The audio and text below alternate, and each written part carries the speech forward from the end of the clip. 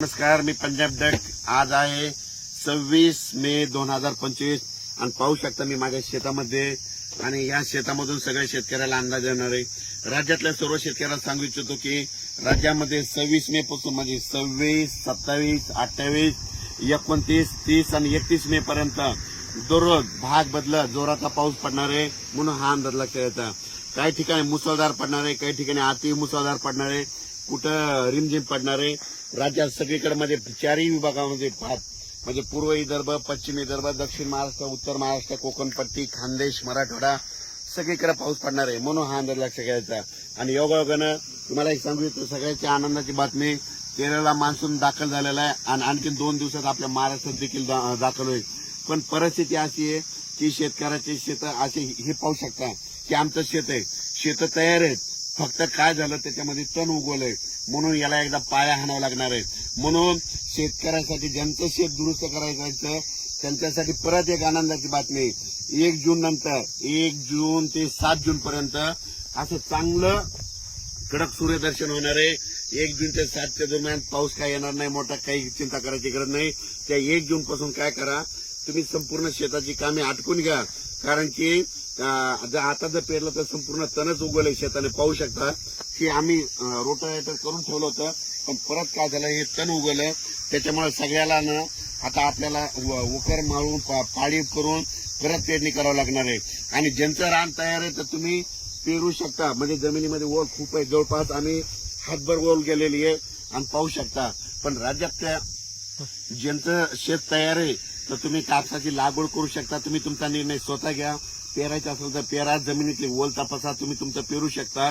पण 1 तारखेनंतर 7 तारखेपर्यंत शेतकऱ्याला मेहनत करण्यासाठी म्हणजे पाऊस थोडा विश्रांती घेणार आहे म्हणून हा अंदाज लक्षात येतो.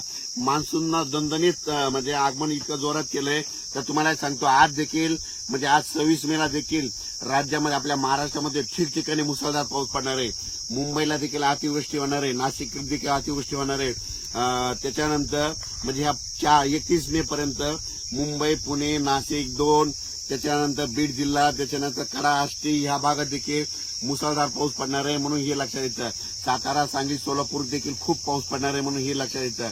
म्हणजे सांगायचं झालं तर जिल्ह्याच्या सगळ्याच भागामध्ये प्रत्येक नदीला, गोड्याला पाणी येईल असा, गुडघ्या इतकं पाणी येईल असा राज्यात पाऊस पडणार आहे म्हणून हा अंदाज लक्षात येतं.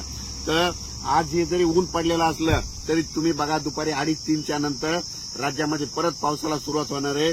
पण हा पाऊस पुन्हा रात्रभर आजूबाजूला पडतच राहणार आहे म्हणून हा अंदाज लक्षात येतात. पण राज्यातल्या सर्व शेतकऱ्याला सांगू इच्छितो, ज्यांचं शेत दुरुस्त करायचे राहिले, ज्यांचा भुईमुग करायचा राहिला असं बऱ्याच शेतकऱ्याचे मी काल अकोटकडे गेलो होतो, जळगावकडे गेलो होतो, तर ते म्हणले हे पाऊस कधी उघडणार, तर त्यांनी विचारलं मी विचारलं कशामध्ये, तर ते म्हणले आमचा भुईमुग जवळजवळ 50-50 एकर 20-20 एकर भुईमुग आमच्या जमिनीमध्ये राहिलेला आहे. त्यांना म्हटलं तुम्ही काय करा, 1 तारखेच्या नंतर ऊन पडणार आहे तितक्यामध्ये तुम्ही काढून घ्या. त्याच्यानंतर मूग देखील उन्हाळी लोकांनी केलेलं तशीच राहील, तुम्ही काय करा 1 तारखेच्या नंतर काढून घ्या.